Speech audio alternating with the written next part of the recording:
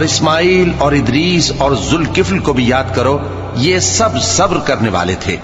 اور ہم نے ان کو اپنی رحمت میں داخل کیا، بلا شبہ وہ نیکوکار تھے۔ اور مچھلی والے پیغمبر یعنی یونس کو یاد کرو، جب وہ اپنی قوم سے ناراض ہو کر غصے کی حالت میں چل دیے اور خیال کیا کہ ہم ان پر گرفت نہیں کریں گے،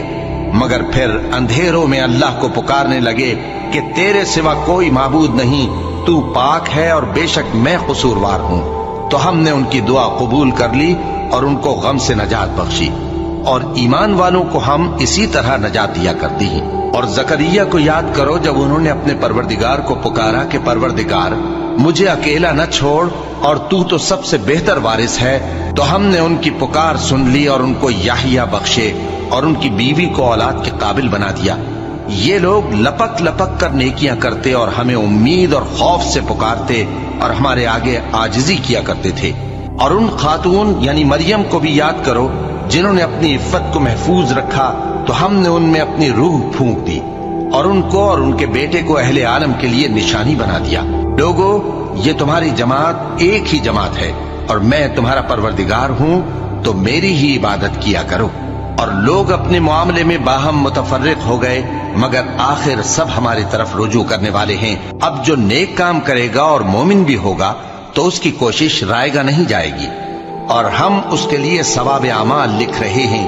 اور جس بستی والوں کو ہم نے ہلاک کر دیا، محال ہے کہ رجوع کریں، وہ واپس نہیں آئیں گے، یہاں تک کہ یاجوج اور ماجوج کھول دیے جائیں اور وہ ہر بلندی سے نیچے آ رہے ہوں، اور قیامت کا سچا وعدہ قریب آ جائے تو ناگہاں کافروں کی آنکھیں پھٹی کی پھٹی رہ جائیں اور کہنے لگیں کہ ہائے شامت، ہم اس حال سے غفلت میں رہے، بلکہ ہم خود ہی ظالم تھے۔ کافروں، اس روز تم اور جن کی تم اللہ کے سوا عبادت کرتے ہو دوزخ کا ایندھن ہوں گے، اور تم سب اس میں داخل ہو کر رہو گے۔ اگر یہ لوگ در حقیقت معبود ہوتے تو اس میں داخل نہ ہوتے، سب اس میں ہمیشہ رہیں گے، وہاں ان کو چلانا ہوگا اور اس میں کچھ اور نہ سن سکیں گے۔ جن لوگوں کے لیے ہماری طرف سے پہلے بھلائی مقرر ہو چکی ہے، وہ اس سے دور رکھے جائیں گے، یہاں تک کہ اس کی آواز بھی تو نہیں سنیں گے،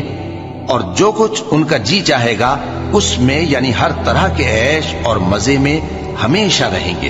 ان کو اس دن کا بڑا بھاری خوف غمگین نہیں کرے گا، اور فرشتے ان کو لینے آئیں گے اور کہیں گے کہ یہی وہ دن ہے جس کا تم سے وعدہ کیا جاتا تھا، جس دن ہم آسمان کو اس طرح لپیٹ لیں گے جیسے خطوں کا تومار لپیٹ لیتے ہیں۔ جس طرح ہم نے کائنات کو پہلے پیدا کیا تھا اسی طرح دوبارہ پیدا کر دیں گے۔ یہ وعدہ ہے جس کا پورا کرنا لازم ہے،